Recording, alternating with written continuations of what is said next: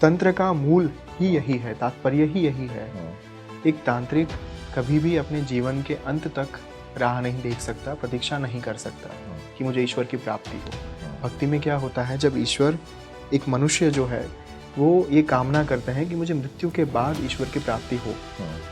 अब जब आप ऐसी कोई शक्तियों को सिद्ध करते हैं, वहाँ पे जो भी व्यक्ति आपसे मिलने के लिए आता है, उनका भूतकाल और वर्तमान काल कर्णपिशाचिनी कान में आकर कह देती है। क्योंकि शक्ति का सबसे महत्वपूर्ण जो अंग है वो यही है।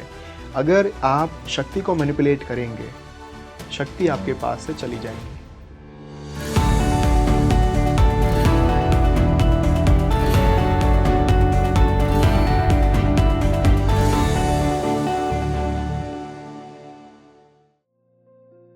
परख, एक सबसे बड़ा सवाल,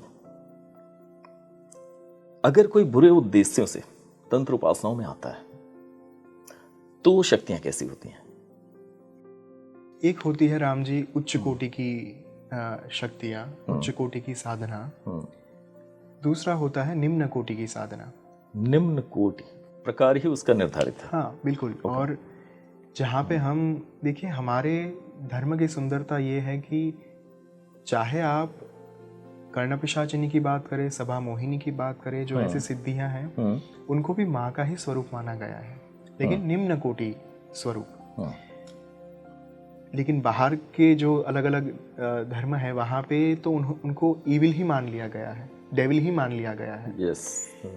मैंने ऐसे किस्से, शैतानी ताकत। बिल्कुल, जबकि हमारे यहाँ पे शैतान नाम का कोई कॉन्सेप्ट है ही नहीं। कॉन्सेप्ट नहीं, करेक्ट। हमारा धर्म जो सनातन है, आदि अनादि है, वो तो इतना ही कहता है कि एक हायर फॉर्म्स होते हैं, दूसरे लोअर फॉर्म्स होते हैं। इन दोनों फॉर्म के बीच में आपको चयन करना है कि आप क्या चाहते हैं। आपने जो प्रश्न पूछा कि दूसरी जो कोटि है, निम्न कोटि की साधना, बहुत लोग करते हैं, लेकिन कई बार उद्देश्य की शुद्धता वहाँ भी होती है। जैसे कि मैंने काफ़ी ऐसे साधक देखे हुए हैं। मैं आपको यहाँ रोकूंगा जस्ट इन केस। वशीकरण, मारण, मोहन, उच्चाटन, सम्मोहन, इस तरह की जितनी होती हैं कि हम किसी को नुकसान पहुंचा सकें, हाँ, लेकिन इनमें उद्देश्य भी पवित्र होते हैं। आपका कहना ये है कि अगर कोई किसी का मारण कर रहा है, उच्चाटन कर रहा है, सम्मोहन कर रहा है, वशीकरण कर रहा है या विद्वेषण कर रहा है, ये मैं नहीं कह रहा हूँ, शास्त्र कह रहे हैं। हाँ, शास्त्र ये कह रहे हैं। हमारे जो मूल तंत्र शास्त्र हैं, उसमें अभिचार क्रिया, जो आपने नाम लिया, अभिचार क्रिया 6 प्रकार की क्रिया होती है। मारण, मोहन, वशीकरण, स्तंभन, उच्चाटन, विद्वेषण। इन 6 प्रकार की क्रियाओं को मूल तंत्र शास्त्र में इसीलिए लाया गया था ताकि लोगों की भलाई के लिए उपयोग में लाया जा सके। मैं आपको एक उदाहरण दूंगा। चाणक्य के नाम से हम सब वाकिफ हैं। चाणक्य जो है वो अभिचार क्रिया करते थे, कराते भी थे, लेकिन राज्य की रक्षा के लिए, प्रजा की रक्षा के लिए। उद्देश्य की पवित्रता वहाँ, यहाँ पे उद्देश्य की पवित्रता जो है वो पिक्चर में आ जाती है। और मैंने अपने जीवन में ऐसे कई सारे साधक देखे हुए हैं, कई सारे साधकों के बारे में मैंने पढ़ा भी है, जो कर्णपिशाचिनी से लेकर अलग अलग साधना करके बैठे हैं, लेकिन उन्होंने कभी उन साधनाओं का दुरुपयोग नहीं किया, कभी उन शक्तियों का दुरुपयोग नहीं किया। क्योंकि शक्ति का सबसे महत्वपूर्ण जो अंग है वो यही है। अगर आप शक्ति को मैनिपुलेट करेंगे, शक्ति आपके पास से चली जाएंगी। अच्छा। निम्न कोटि की अगर शक्ति जो है, अगर उनका दुरुपयोग किया जाएगा, तो हमारा जो चक्र है जन्म और मृत्यु का, उसके ऊपर शक्ति जो है वो हावी हो जाएगी। तो हो सकता है एक साधक को निम्न कोटि की साधना करने के बाद उसका उपयोग पैसा कमाने के लिए करें, या फिर किसी को डराने के लिए करें, किसी को हानि पहुंचाने के लिए करें। लेकिन वैसे साधकों का जो भविष्य रहता है, जो उनकी मृत्यु रहती है, जो उनके जन्म जन्मांतरों का जो चक्र रहता है, वो बहुत हद तक दुष्कर हो जाता है। अच्छा, ऐसा मैंने सुना है जैसा कि बहुत से लोग जो निम्न कोटि की साधना में प्रवृत्त होते हैं उस उद्देश्यों से जहाँ पे वो दूसरों को नुकसान पहुँचा सकें, और उनका अपना स्वार्थ हमेशा होता है उस साधनाओं को करने में, उनका आखिरी जीवन बहुत ही दुष्कर होता है, बहुत मुश्किल होता है। वो काफ़ी कठिन परिस्थितियों में उनकी मृत्यु और मृत्यु के पहले उनके साथ जो घटनाएं होती हैं वो भी उनके साथ, जैसे उनको कोई ऐसा असाध्य बीमारियां या मतलब जीवन के लिए प्रतिपल संघर्ष, और उनके प्राण भी बहुत मुश्किल से निकलते हैं, ऐसा होता है। उनकी आत्माएं किसी और लोक में फंस जाती हैं या जन्म मरण के चक्र में आबद्ध होकर वो एक तरीके से उन्होंने अपने लिए गलत साइकिल निर्मित कर ली, बना ली। इट्स अ फैक्ट, यही सत्य है। अगर आप दुरुपयोग कर रहे हैं निम्न कोटि की शक्तियों का अपने लिए, अपने स्वार्थ के लिए, किसी को हानि पहुंचाने के लिए, राम जी ऐसे ऐसे किस्से देखे हैं जहाँ पे ना सिर्फ मृत्यु और मृत्यु के पहले के जो वर्ष होते हैं उनकी आयु के, वो इतने ज़्यादा कठिन होते हैं, संघर्षमयी होते हैं, जिसकी कल्पना तक नहीं की जा सकती। संपूर्णतया बीमारी से ग्रस्त होकर वे जो है अपना देह त्याग देते हैं, लेकिन वो भी कई सालों की बीमारी के बाद। एक बहुत सुंदर किस्सा मैंने पढ़ा था। एक चीज़ पर मैं आपको रोकूंगा, क्या उनके वंशावलियों पर भी असर पड़ता है? जो आने वाली पीढ़ियां हैं उस व्यक्ति के कर्मों का असर आने वाले, ये दोनों चीज़ कनेक्ट करके मुझे बताएं। देखिए, अगर कैंसर या फिर डायबिटीज़ या फिर ब्लड प्रेशर डीएनए में अगर आ सकता है, अगर जो जेनेटिकल बीमारी जो है जिसके ऊपर आज विज्ञान बहुत सुदीर्घ काम कर रहा है, करेक्ट, अगर वो बीमारियां डीएनए में आ सकती है तो ये क्यों नहीं आ सकता? अगर माता पिता के कर्म या फिर एक साधक जो है उन्होंने अपने जीवन में ऐसी साधनाएं करके दुष्कर्म किए हैं, उनकी संतानों को कहीं ना कहीं वो भुगतना तो होगा। हाँ, इसमें इतना है कि अगर किसी को हानि पहुंचाई है तो वो जो भुगतने का पूरा फल होगा वो बहुत ज़्यादा होगा। अच्छा, लेकिन अगर साधना का उपयोग लोक कल्याण के कामों के लिए किया गया है तो कोई हानि नहीं पहुंचती, चाहे आपने निम्न कोटि की साधना ही क्यों ना की हो। अच्छा, वो सिर्फ शब्दों में निम्न कोटि या उच्च कोटि की साधनाएं, उनके उद्देश्य की पवित्रता, उद्देश्य की शुद्धता ही मायने रखती है। उद्देश्य कैसा है वही फोकस में है। ओके, अगर वो उसमें शुद्धता है, पवित्रता है, तो संतानों की यात्रा में या फिर उनके जीवन में कोई बाधा आ नहीं सकती। अच्छा, उल्टा उन्होंने जो लोक कल्याण के कार्य किए हैं, उन्होंने जो लोगों से भलाई का काम करके जो आशीर्वाद लिए हैं उनसे, वो उनके जीवन में यानी कि उनके संतानों के जीवन में भी अब कहीं ना कहीं बड़े ही प्रोमिनेंट रोल में, भूमिका में वो आ जाएंगे। ओके। दूसरे प्रकार के जो लोग थे, जो जिसकी मैं बात कर रहा था कि मृत्यु कैसा होता है उनका, एक किस्सा मैंने पढ़ा था ओम स्वामी की एक किताब में से। अच्छा, जहाँ पे उन्होंने जब हिमालय से 2011 में वे साधना करके आए, एक गांव में वे थे और उस गांव में एक बड़ा ही प्रसिद्ध तांत्रिक रहता था और हर गुरुवार शनिवार को आई थिंक उनके वहाँ पे सभा बैठती थी और कई सारे लोग आते थे, सैकड़ों लोग आते थे अपने अपनी समस्याओं को लेकर। ओम स्वामी वहाँ पे गए उनसे मुलाकात लेने के लिए। ये बात मैं कर रहा हूँ माँ के दर्शन के पश्चात, जब उन्हें श्री विद्या साधना के माध्यम से 2011 13 फरवरी माँ ललिता महात्रिपुर सुंदरी का साक्षात्कार हुआ, तत्पश्चात की घटना है ये। तांत्रिक से मुलाकात उन्होंने ली और जैसे ही तांत्रिक की कुटिया में वे अंदर गए, तांत्रिक ने उनके सामने देखा और साधक जो हैं वो आंखों में ही पहचान लेते हैं कि किस कोटि की साधना सामने वाले साधक ने की है, किस अवस्था तक सामने वाला साधक जो है वो पहुंच चुका है। उस तांत्रिक ने ओम स्वामी को देखकर अपनी सभा में जितने भी लोग बैठे हुए थे उन सबको रवाना कर दिया कि आज की सभा यहीं पे संपन्न होती है, अब हम अगले हफ्ते मिलेंगे।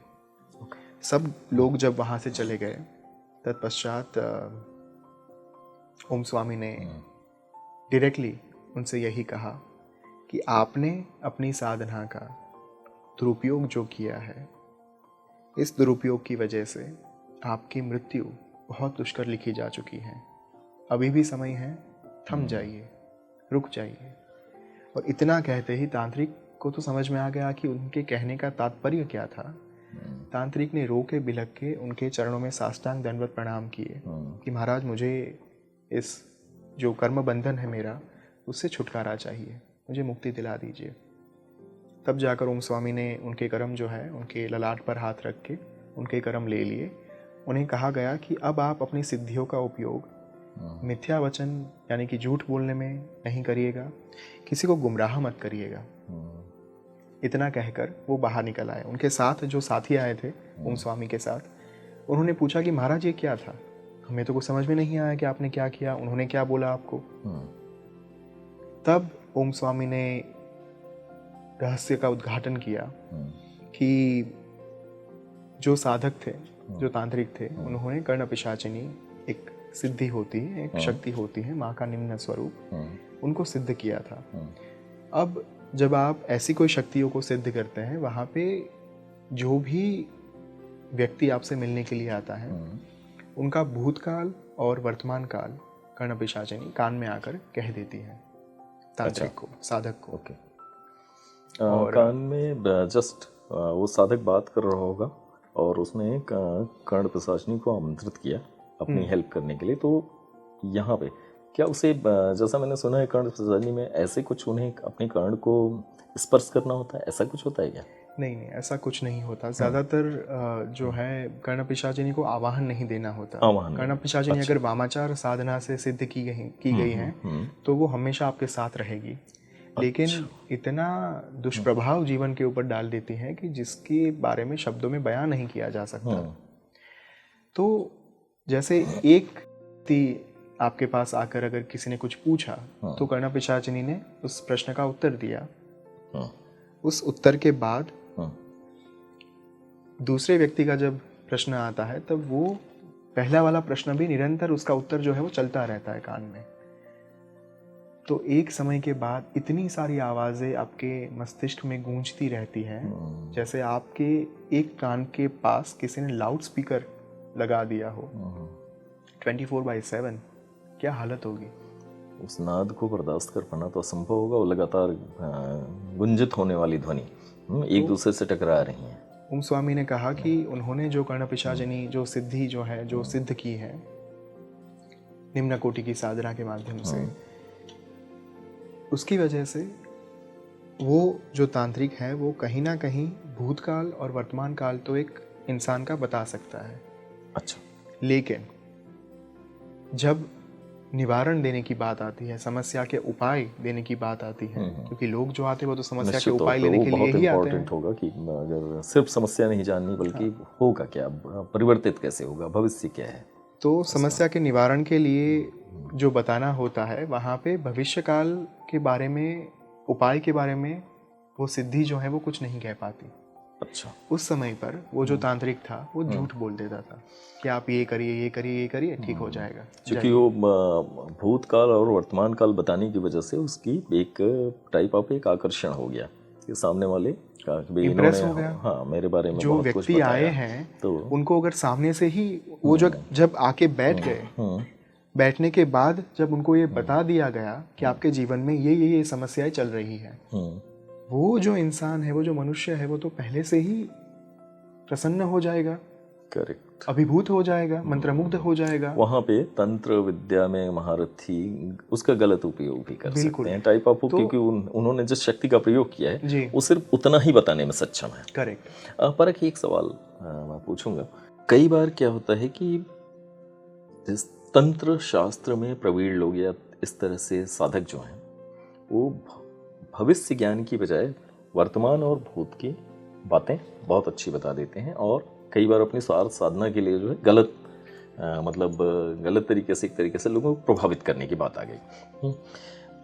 क्या सिर्फ अच्छी शक्तियों के पास भविष्य बताने की शक्ति है? जो दैवीय शक्तियाँ होती हैं जिसे कहते हैं, जैसे उच्च शक्तियाँ आप कह सकते हैं, उनके पास ही सिर्फ भविष्य ज्ञान की शक्ति होती है? जो साधक अच्छी शक्तियों को सिद्ध करते हैं वो भविष्य को बता सकते हैं? जहाँ पे दक्षिणाचार तंत्र आ जाता है ना, जहाँ पे दिव्याचार तंत्र, समयाचार, देखिए तंत्र के 6 प्रकार हैं। दक्षिणाचार तंत्र, वामाचार तंत्र, मिश्राचार तंत्र, कौलाचार तंत्र, दिव्याचार तंत्र और समयाचार तंत्र। यहाँ पे दक्षिणाचार यानी सात्विक तंत्र, वामाचार यानी तामसिक, जहाँ पे पंचमकार मांस, मत्स्य, मुद्रा, मैथुन, मदिरा इनका उपयोग होता है। मिश्राचार यानी सात्विक प्लस तामसिक। कौलाचार यानी एक्सट्रीम फॉर्म ऑफ वामाचार यानी कि तामसिक, जो पहले कश्मीर में होता था। एक्सट्रीम का एक्चुअली वो तामसिक हो ही गया पूरी तरीके से। हाँ, जहाँ पे बलि से लेकर वो सारे विधान जो हैं वो कहीं ना कहीं कौलाचार तंत्र में बहुत प्रोमिनेंट माने गए। हालांकि उसमें भी मतमतांतर है कि बलि जो है वो ज़्यादातर अपने अहंकार की दी जाती है, अपने विकारों की दी जाती है। पंचमकार जो हैं वो भी अलग अलग तत्वों के साथ जुड़े हुए हैं, उसके ऊपर नहीं जाते अभी। जहाँ पे सात्विक तंत्र की बात आती है, जहाँ पे अलग अलग प्रकार के उच्च कोटि की साधनाएं जब आ जाती हैं, वहीं पे एक साधक समय के साथ वो सारी चीज़ें बता पाता है जो एक ईश्वर की क्षमता होती है। अच्छा, दिव्य ज्ञान जैसे आप कह सकते। तंत्र इसीलिए आज प्रचलन में है क्योंकि कलयुग में मात्र भक्ति की वजह से आप ईश्वर को प्राप्त नहीं कर पाएंगे। अगर मात्र भक्ति करनी है तो फिर हमें बनना पड़ेगा नरसिंह मेहता। मात्र भक्ति करनी है तो मीरा, संत तुकाराम, चैतन्य महाप्रभु, श्रील प्रभुपाद। अगर उस अवस्था तक पहुंच गए तो मात्र भक्ति से भी तो ईश्वर की प्राप्ति हो जाएगी, क्योंकि वो पूरी तरह भावना अतिरेक होता है। बिल्कुल। लेकिन अगर आप सामाजिक व्यवस्था में रहकर, संसार में रहकर ईश्वर को प्राप्त करना चाहते हैं तो तंत्र आपको वो फैसिलिटी देता है, वो सुविधा देता है, जहाँ पे तंत्र का मूल ही यही है, तात्पर्य ही यही है। एक तांत्रिक कभी भी अपने जीवन के अंत तक राह नहीं देख सकता, प्रतीक्षा नहीं कर सकता कि मुझे ईश्वर की प्राप्ति हो। भक्ति में क्या होता है, जब ईश्वर, एक मनुष्य जो है वो ये कामना करते हैं कि मुझे मृत्यु के बाद ईश्वर की प्राप्ति हो। लेकिन एक तांत्रिक जो है, जो तंत्र उपासना के मार्ग पर हैं, उनकी कामना ये रहती है कि मैं जब जी रहा हूँ, मैं जब इस संसार में हूँ, तभी उसी समय, उसी क्षण मुझे जो देवी या देवता की मैं तंत्र उपासना कर रहा हूँ वो मेरे अंदर, मेरे शरीर में, मेरे चित्त में आकर समा जाए। तो जब एक साधक साधना की उच्चतम अवस्था को प्राप्त कर लेते हैं, उस समय पर उस साधक के बीच में और देवी या देवता के बीच में कोई अंतर नहीं रहता। वो ईश्वर के समकक्ष बन जाते हैं। वो सामीप्य की बजाय प्राकट्य हो गया, वो पूरा अनुभव हो गया। सिर्फ करीब नहीं है वो शक्ति, बल्कि वो साधक के साथ हो गई, उसके जीवन का हिस्सा हो गई। वो स्वयं देवी या देवता के भाव में ही रहते हैं, भाव में हो गए। वो उन्हीं के अलग अलग प्रकार के जो प्रकृति हैं वो उन्हें अपना लेते हैं। जैसे अगर आप देवी महात्रिपुर सुंदरी की बात करें, श्री विद्या साधना की बात करें, तो समय के साथ ये सारी चीज़ें जो आपने कही वो संभव है। लेकिन एक साधक के लिए कहीं ना कहीं फिर ये जो भौतिक चीज़ें हैं वो मैटर नहीं करते। फिर एक समय के बाद वो मैटर नहीं करती, क्योंकि वो सारे चक्रों का भेदन करता जाता है, कब से उठ चुके हैं। और उनको ना तो समाज से कोई वो है, हाँ, उनको इतना है कि जो प्राप्ति मैंने की है साधना के माध्यम से, वो ज़्यादा से ज़्यादा मनुष्य को प्राप्त हो। ज़्यादा से ज़्यादा मनुष्य जो है, अधिकतम मनुष्य जो है, वो साधना के मार्ग पर आगे बढ़े, ताकि आज नहीं तो कल, कल नहीं तो अगले जन्म में उनको वो अवस्था प्राप्त हो जो अवस्था एक समय पे मुझे प्राप्त हुई है। पर क्या एक उच्चतम कोटि का जो साधक है वो कृष्ण के जिस निष्काम भाव, कृष्ण कहते हैं ना निष्काम कर्म करना, तो क्या उसको हासिल कर लेता है? कल्याण कर्म में प्रवृत्त हो जाता है, फिर भी वो निष्काम होता है? आप अगर, क्योंकि सकाम और निष्काम दो बातें। अब वो कोई साधक कल्याण कर्म कर रहा है और साधना तो उसकी उच्च कोटि की है, मन की अवस्था उसकी बदल गई। तो मैं सिर्फ इसको समझना चाहता हूँ कि वाकई वो कृष्ण के उसी निष्काम उद्देश्य के साथ चलता है।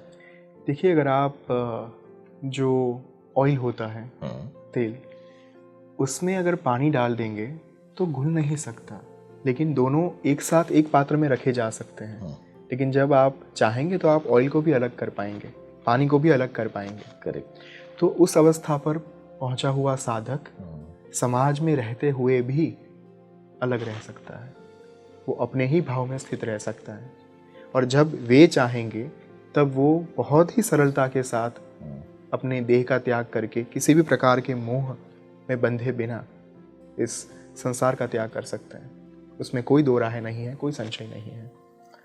तो साधनाओं पर माँ दुर्गा की शक्तियों पर और साथ में इस शक्ति उपासना और चर्चा करते समय परख ने जिस तरह से बहुत ही सरल भाषा में आम लोगों के लिए, आम ऑडियंस के लिए, जिससे तंत्र साधना और इनकी शक्तियों के बारे में पता नहीं होता या जिनकी जिज्ञासा हो चुकी है और जो जानना चाहते हैं, बहुत कुछ आज हमने परख से समझने की कोशिश की। और मुझे लगता है कि हम परख से और भी एपिसोड्स लेकर आए हैं, जिससे कि तंत्र के बारे में या उपासनाओं के बारे में तमाम तरह के जो मिथ्स हैं या हम चीज़ों को सही ढंग से नहीं जानते हैं और हमें लगता है कि तंत्र सिर्फ एक गोपनीय शास्त्र है और जिससे सिर्फ लोगों का भला नहीं हो सकता, लोगों की बुराई हो सकती है। तो कई बार इस भ्रम को तोड़ने की ज़रूरत होती है कि साधनाएं और तंत्र किस तरीके से मनुष्य जीवन के लिए हितकारी हैं और हमारे चक्रों का भेदन करते हुए हमें मूलाधार से शस्त्राधार तक पहुंचाने में सहायक हैं। इस बारे में हम और आगे भी बातें करेंगे अगले एपिसोड्स में। तो आज के लिए बस इतना ही। बहुत बहुत धन्यवाद आपका परख, इस एपिसोड में शामिल होने के लिए। मैं आपका धन्यवाद करता हूँ, आपकी पूरी टीम का धन्यवाद करता हूँ मुझे यहाँ पे बुलाने के लिए। और राम जी, बहुत ही कम वार्तालाप ऐसे होते हैं जहाँ पे मुझे बहुत आनंद आता है बात करने में। बहुत बहुत और अच्छा लगा। आपने जो प्रश्न पूछे वो इतने सुदीर्घ, इतने गहरे प्रश्न थे कि मैं बह रहा था।